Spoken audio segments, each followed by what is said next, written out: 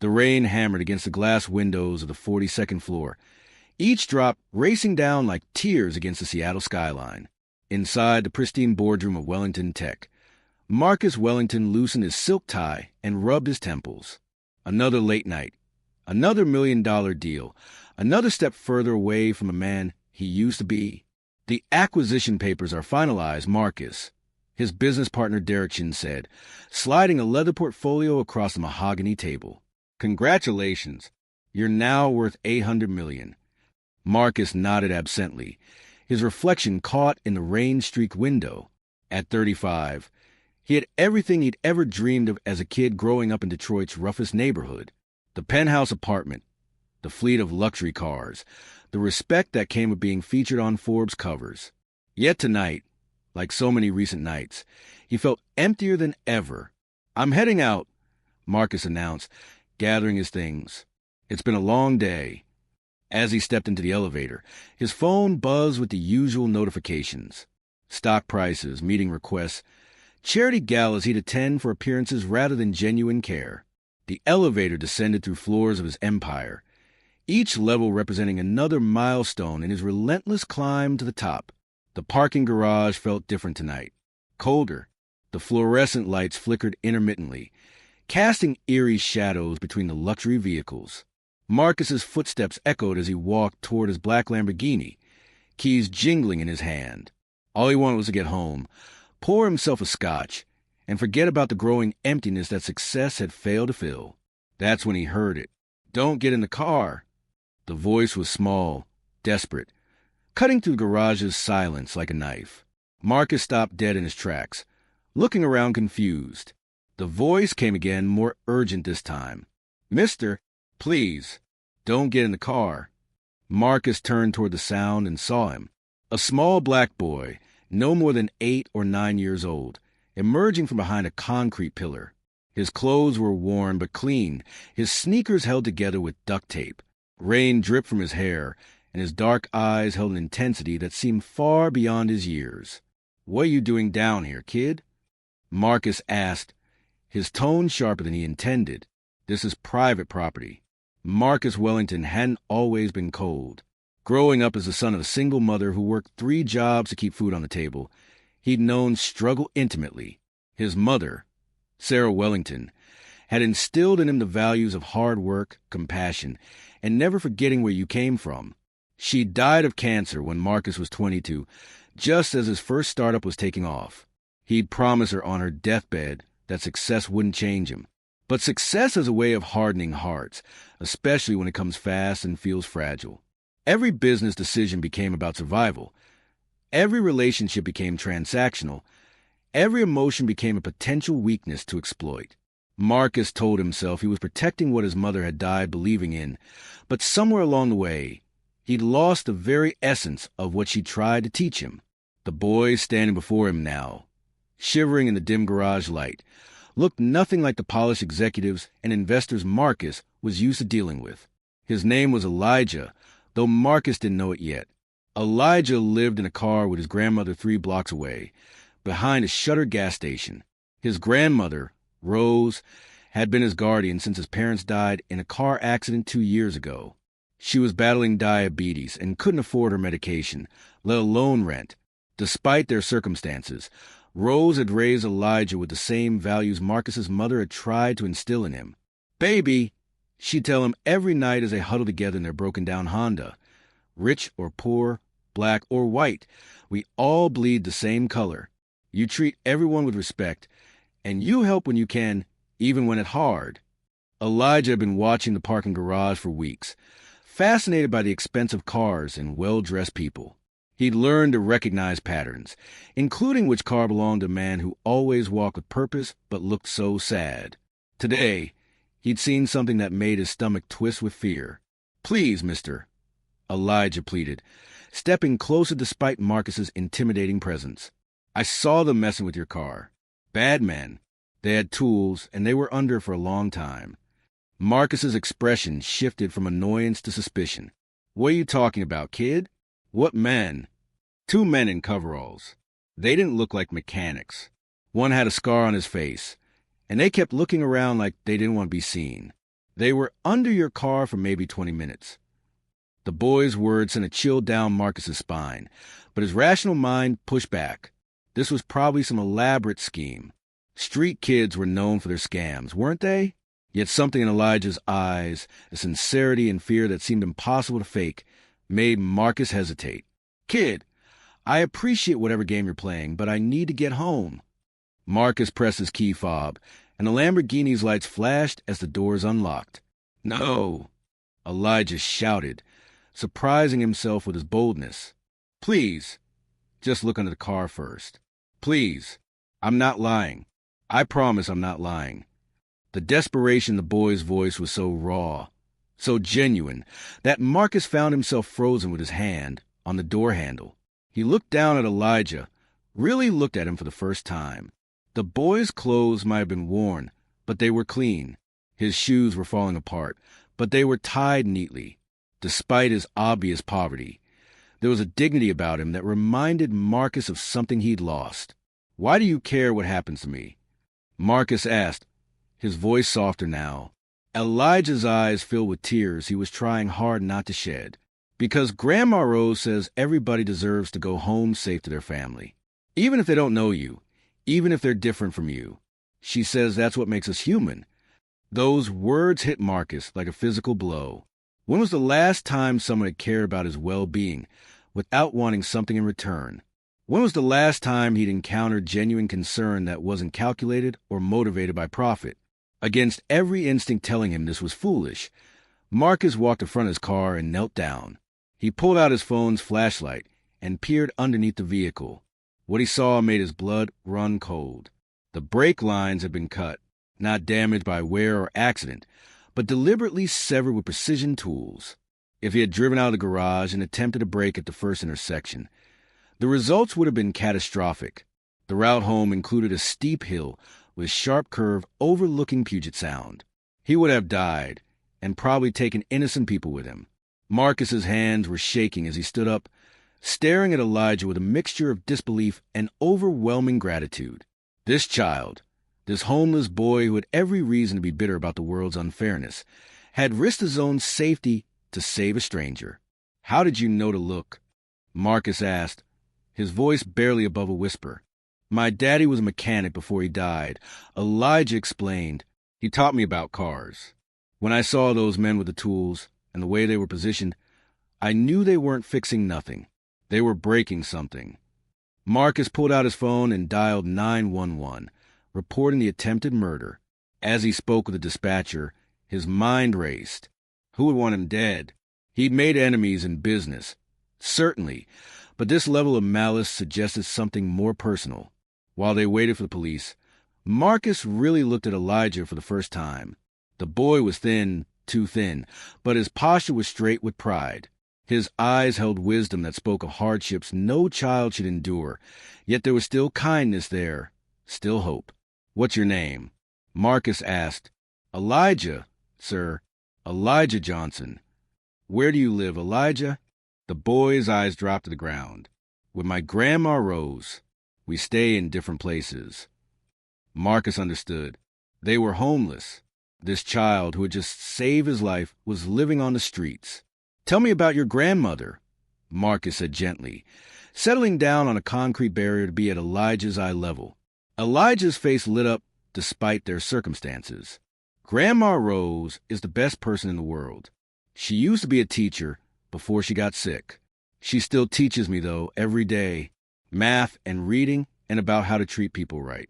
She's real smart, but she can't work anymore because of her diabetes. The medicine cost too much, and we lost our apartment.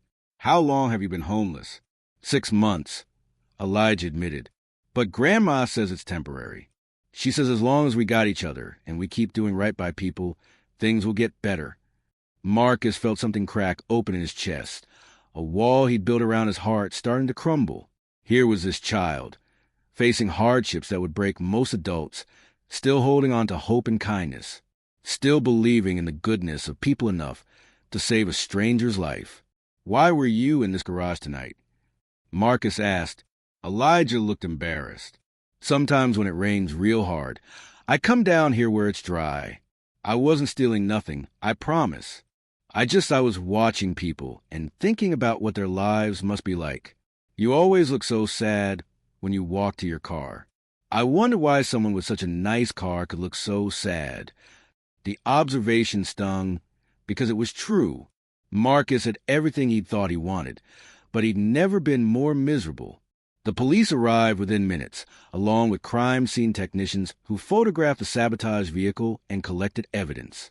Detective Sarah Chun, no relation to Marcus's business partner despite the shared surname, took detailed statements from both Marcus and Elijah. This was professional work, she explained to Marcus. Whoever did this knew exactly what they were doing. Do you have any idea who might want to hurt you? Marcus's mind immediately went to recent business deals, competitor rivalries, disgruntled employees. But something nagged at him, a suspicion he didn't want to voice yet. I'll need to think about it, he told the detective. But I want to make sure this boy and his grandmother are safe. If someone was willing to attempt murder, they might not appreciate witnesses. Detective Chin nodded. We can arrange temporary protective custody, if needed. That won't be necessary, Marcus said, making a decision that surprised even himself. They'll stay with me tonight. I have security at my building. Elijah's eyes went wide. Mister, you don't have to do that. We'll be okay. But Marcus was already pulling out his phone, calling his driver. It's not negotiable. Elijah, you saved my life. The least I can do is make sure you and your grandmother are safe and warm tonight. An hour later, Marcus found himself in the back seat of his bulletproof Mercedes with Elijah, driving toward the gas station where Rose Johnson waited in their broken-down Honda. Marcus had never been in this part of the city, though his headquarters was only 10 blocks away. The contrast was stark, from gleaming skyscrapers to boarded-up storefronts, from luxury boutiques to check-cashing stores. Rose Johnson was exactly what Marcus had expected, and nothing like he'd imagined. She sat in the driver's seat of a rusted Honda Civic, reading a worn paperback book by the light of a street lamp. When she saw the Mercedes pull up, her expression shifted to protective alertness. Grandma Rose.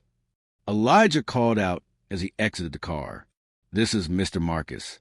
He's the one I told you about with the car. Rose stepped out slowly, her movements careful and deliberate. She was a small woman, probably her 60s, with silver hair pulled back in a neat bun and eyes that missed nothing. Despite her circumstances, she carried herself with dignity that commanded respect. Mr. Wellington, she said, extending her hand. Elijah told me what happened. I'm grateful you listened to him. Marcus shook her hand, struck by her firm grip and direct gaze. Mrs. Johnson, your grandson saved my life tonight. I owe you both more than I can express. You don't owe us nothing, Rose replied firmly. We did what any decent person would do, but I appreciate you making sure we're safe tonight. As they rode to Marcus's penthouse apartment, Rose and Elijah sat in wondering silence, looking out at the city lights. Marcus watched them, tried to understand how people with so little could seem so rich in the things that really mattered. Mrs. Johnson, Marcus said carefully, Elijah mentioned you used to be a teacher. Rose's face softened. 23 years in public schools. Taught 4th grade mostly. Best job in the world. Watching children discover what they're capable of. What happened? Diabetes complications. Lost vision in my left eye, and the medication makes me dizzy sometimes. Couldn't trust myself in a classroom full of children. By the time I got released from the hospital after my last episode, we'd lost our apartment. Medical bills, you know? Marcus knew. He'd grown up watching his mother choose between medication and groceries, between rent and utilities. The memories he'd worked so hard to bury came flooding back. What about family? Other relatives who could help? Rose's expression darkened slightly. Elijah's parents were my daughter and son-in-law. Car accident 2 years ago. My husband passed 5 years back. It's just me and Elijah now, and we take care of each other. The rest of the ride passed in comfortable silence. When they arrived at Marcus's building, the doorman's eyes widened at the unlikely trio, but he was too professional to comment. The elevator ride to the 45th floor felt surreal to Elijah, who pressed his face to the glass wall, watching the city shrink below them. Marcus's penthouse was exactly what Elijah had imagined a rich person's home would look like, and nothing like what Rose had expected. The space was beautiful but cold, expensive but sterile. It felt more like a museum than a home. "You have a beautiful place," Rose said politely, though Marcus caught the subtle sadness in her voice. "Thank you," Marcus replied, suddenly seeing his home through their eyes. When was the last time there had been laughter in these rooms? When was the last time it felt like more than just a place to sleep? He showed them to the guest suite, complete with its own bathroom and sitting area. Elijah's eyes went wide at the marble surfaces and fluffy towels, while Rose quietly took inventory of the luxury surrounding them. "There are clothes in the closet that should fit," Marcus explained. "Help yourselves to anything you need. We'll figure out the rest tomorrow." As Rose helped Elijah get settled, Marcus retreated to his home office and began making calls. First to his head of security, arranging protection for his guests. Then to his lawyer, discussing the investigation. Finally, to his doctor, arranging for Rose to see a specialist about her diabetes. But the call that mattered most was the one he dreaded making. "Derek, it's Marcus. We need to talk." "It's late, Marcus. Can't this wait until morning?" "Someone tried to kill me tonight. Cut my brake lines." There was a pause that lasted just a fraction too long. "Jesus, Marcus, are you okay? Who would do something like that?" "That's what I'm trying to figure out. Derek, I need to ask you something, and I need you to be straight with me. Is there any reason someone might want me dead?" Another pause. "Marcus, you're paranoid. You've made enemies in business, sure, but attempted murder? That's crazy talk." But Marcus's instincts, honed by years of high-stakes negotiations, were screaming that something was wrong. Derek's responses were too measured, too careful. "I'll talk to you tomorrow," Marcus said, ending the call. He spent the next hour reviewing security footage from his building, financial records, and recent business dealings. What he found made his blood run cold. Derek had been systematically embezzling from their company for months, covering his tracks with falsified documents and shell corporations. The acquisition they'd celebrated tonight, it would have exposed Derek's theft within weeks once the new auditing systems were implemented. With Marcus dead, Derek would inherit Marcus's shares through their partnership agreement. He'd have control of the company and enough money to cover his crimes. Marcus's business partner, his friend for over a decade, had tried to have him murdered. The next morning, Marcus woke to the sound of laughter coming from his kitchen. Real laughter, something he hadn't heard in his home for years. He found Elijah and Rose making breakfast, using ingredients from his rarely touched gourmet kitchen. "I hope you don't mind," Rose said, looking slightly embarrassed.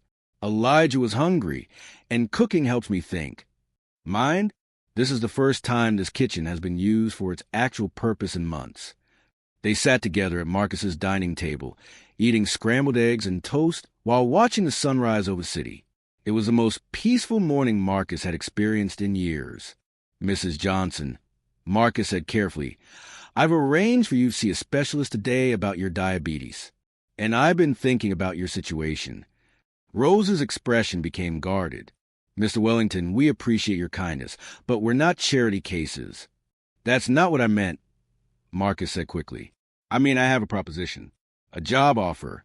Rose raised an eyebrow. "I told you my health." "Not traditional teaching," Marcus interrupted. "I've been thinking about starting an educational foundation. Programs for underprivileged kids, tutoring, mentorship. I need someone with experience.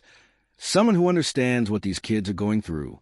Someone who still believes in the power of education to change lives." Rose was quiet for a long moment, studying Marcus's face. "What's the catch?" "No catch. Well, one condition. You'd have to let me set you and Elijah up in a proper apartment, part of the benefits package."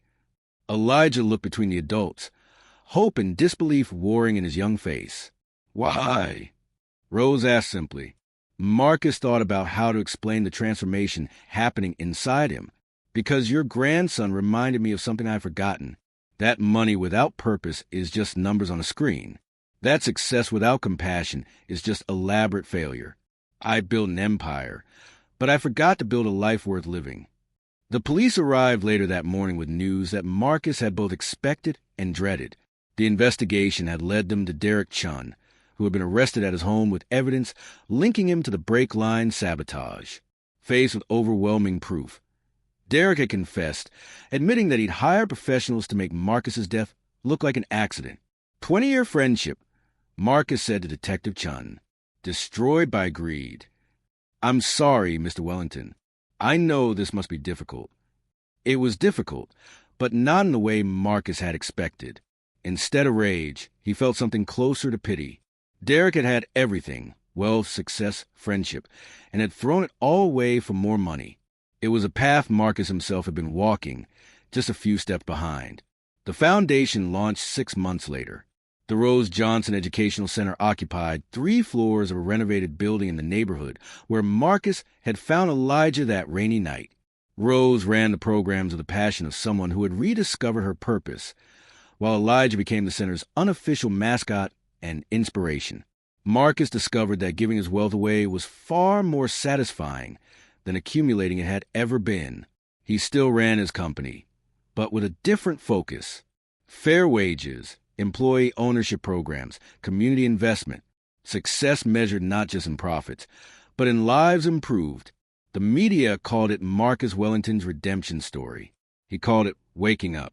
On the first anniversary of that rainy night in the parking garage, Marcus stood before an audience of donors, community leaders, and most importantly, the families whose lives have been touched by the Foundation's work. A year ago, an 8-year-old boy saved my life. He began, not just by warning me about sabotage brake lines, but by reminding me what really matters. Elijah Johnson taught me that real wealth isn't measured in dollars, but in the lives we touch and the good we do. That sometimes the smallest voices carry the biggest truths. That angels don't always come dressed as we expect them to. In the audience, Rose Johnson wiped away tears while Elijah, now 9 and reading at a high school level, beamed with pride. Don't get in the car, Marcus continued, turned out to be about more than avoiding physical danger. It was about not getting into a vehicle of selfishness, isolation, and greed that was carrying me towards spiritual death. Sometimes the best directions come from the most unexpected sources. After the event, as Marcus walked Elijah and Rose to their car, a reliable sedan Marcus had insisted on buying them. Elijah looked up at him with those wise eyes. Mr. Marcus, do you think you're happy now? Marcus considered the question seriously. I think I'm learning how to be happy. Elijah, you and your grandmother are teaching me. Good, Elijah said solemnly. Grandma Rose says happiness isn't something you find. It's something you make by helping other people find theirs. As they drove away, Marcus stood in the cool Seattle evening, watching their taillights disappear into the traffic.